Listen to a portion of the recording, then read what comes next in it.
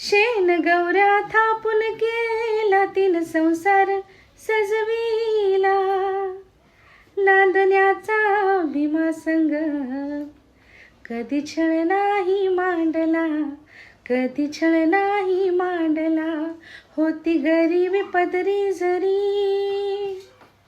होती गरिबी पदरी जरी, धीर भीमाला देई.